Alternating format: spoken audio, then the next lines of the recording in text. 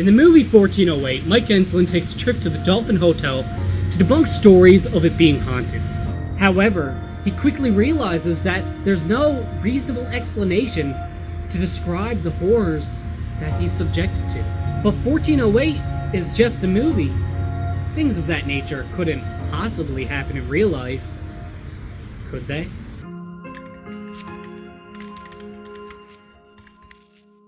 Constructed in 1924, the Cecil Hotel was intended for those traveling on business. However, fate had other plans. First, a string of suicides and murders befell the hotel, such as Pauline Ann, a woman who had left from the hotel and landed on someone passing by, killing both instantly. Or Goldie Osgood, known to the community as the Pigeon Lady for her love of birds, who was found stabbed, strangled, and raped in her hotel room. The Cecil Hotel was also the residence of multiple serial killers, one of which was none other than Richard Ramirez, the Night Stalker, who murdered and mutilated a profuse amount of victims. Take 9-year-old May Long, for instance. After brutally raping, beating, and stabbing her to death, he hung her corpse from a pipe. All of these events are quite horrifying. However, none of them compare to what happened between January 31st and February 19th, 2013. Elisa Lam, a young Canadian student, was on vacation in Los Angeles, California. During her trip, she resided in none other than the Hotel Cecil. Elisa had planned to return home from her trip January 31st. Unfortunately, her departure would be quite different than she had intended. Thanks to a blurry video recording, we know that things became very mysterious when Elisa Lam entered one of the elevators in the Hotel Cecil. As the video begins, Elisa appears quite calm as she enters the elevator and pushes a button. Though things quickly change as something seems to alarm Elisa. It is then we realize that something is very wrong as she attempts to hide within the confines of the elevator. She reveals signs of erratic behavior, such as a strange trance-like dance, as well as what appears to be her talking to someone, and something out of sight. Then, she vanishes around the corner without a trace. Soon after, the elevator door closes and works as if nothing had occurred. Then the video ended. A few days later, guests at the hotel began to complain about low water pressure. Some even claimed that the water was discolored and smelled unusual. After brief investigation, police came to the shocking discovery that Elisa Lam's corpse was contained within one of the water tanks on the hotel's roof. Authorities then had to drain the tank to retrieve her body, because the opening was simply too small for someone to fit inside.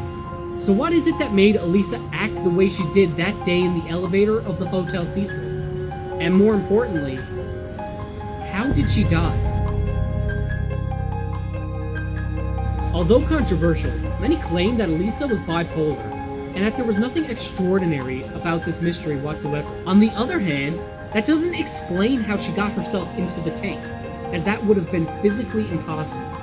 In addition, her autopsy, which curiously enough had been postponed many times, showed no evidence that she had committed suicide, and very little that homicide was at play. Others have speculated that she had fallen prey to government conspiracy, and she was unfortunately in the wrong place at the wrong time. Did Elisa see something she wasn't supposed to? It would explain her radical behavior, and it would also explain why the autopsy took oh so very long to be released to the public. And yet, it doesn't explain why the elevator doors took so long to close only after Elisa had left. The only way to keep the door open would have to have been done physically by holding it, and we can clearly see that there was no hand doing so. But let me humor you for a moment. What if something much more sinister was at hand that day? Perhaps a piece of the Hotel Cecil's dark history still lingered within its halls. Could Elisa Lam have been the victim of another worldly power? It would explain her terrified and irrational behavior, and sadly, her untimely end as well. Many guests have reported unusual occurrences in the hotel before and after Elisa's tragic story unfolded. Some have even claimed to have seen apparitions and have taken photos to prove it. Whether it was simply a mental disorder, a government conspiracy, or something much darker, we may never know. Then again, maybe some mysteries are better left unsolved. Whatever the case, we hope to see you next time on Twisted Mysteries. Unless, of course, you are the mystery.